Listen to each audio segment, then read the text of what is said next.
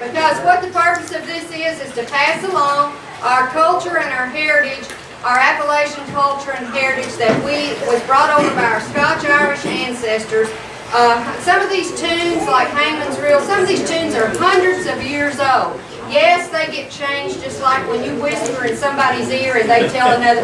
They get changed a little bit, no doubt about it. But by and large, these tunes are the same ones that came over, and they haven't been hanging around all this time for nothing. You take commercialized music, it goes and it comes. You know, once they get the money off of it, that's all they're interested in. But these tunes have outlived and have survived a heritage and a culture, and we are proud to be a part of the Great Smoky Mountains National Park, sponsored by the Great Smoky Mountains Association to pass this along. It's great to have you back, sister. We are so glad to have you back. We missed you. Give her a hand. She hasn't been here to Coon's age. We thought we was going to have to get up a posse. I was here in April, August. I know. Well, and I'm just following all the stars today. I'm just coming in the blue. Have you got anything you want to say while I get back together? I just want to say thank you for everybody that's coming out for this music jam. It's fabulous to have you all here. If you haven't had a chance to walk down and see the other activities going on down the farm, that's also this is, as Judy had said, our Mountain Life Festival, and this is what we do to carry on those traditions and to help people understand the culture and the heritage and the history that is very deep and rich in this area, and I feel very honored and privileged to have the opportunity to pass it on.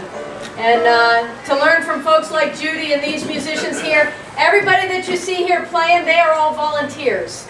They are not paid. What?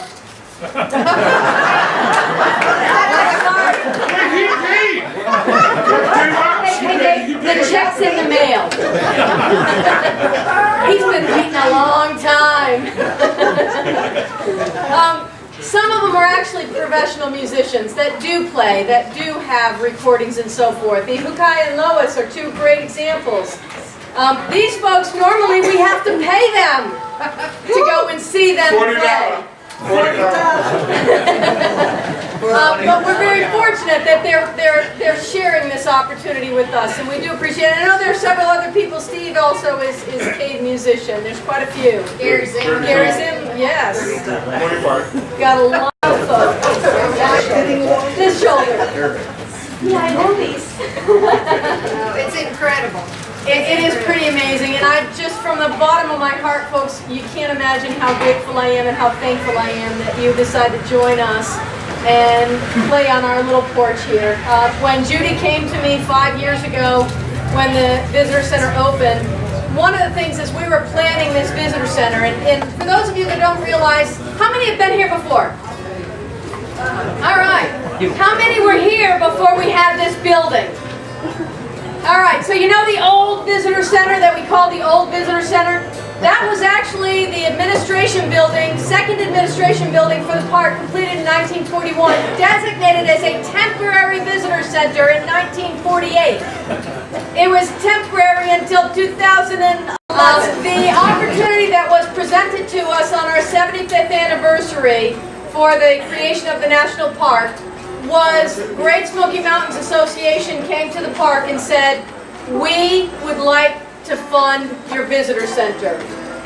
So they took out a $3 million loan from the bank, and the bank graciously said, we know you have no collateral besides your business to put up for it because you can't put up the building that you're building because it's going to be on federal land and you're giving it to the federal government, but we're going to fund you anyway.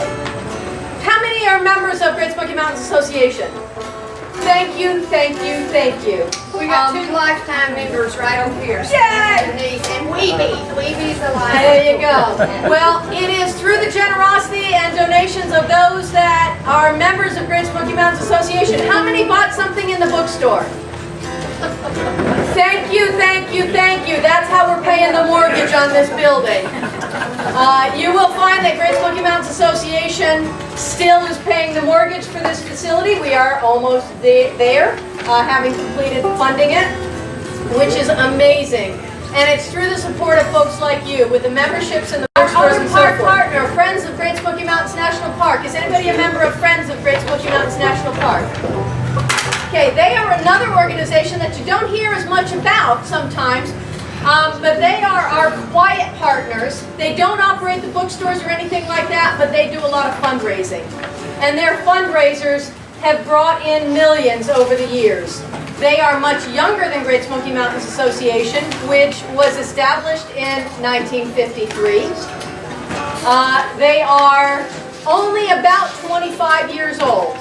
So they're less than half the age of Great Smoky Mountains Association, but they have brought in over $25 million. So it's pretty amazing, and if it were not for Friends of Great Smoky Mountains National Park, the building would be empty, and all you would see is an empty building.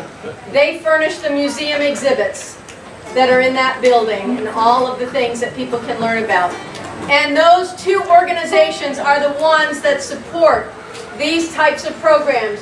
The Mountain Farm Museum and the Mountain Heritage Days that we have down here with the Mountain Life Festival, as well as all of the interpretive activities that we have here. So thank you for those of you that are members, that have bought in the bookstore, and that are finding ways to support us. Even if your way to support us is just showing up, because that means a lot to us as well.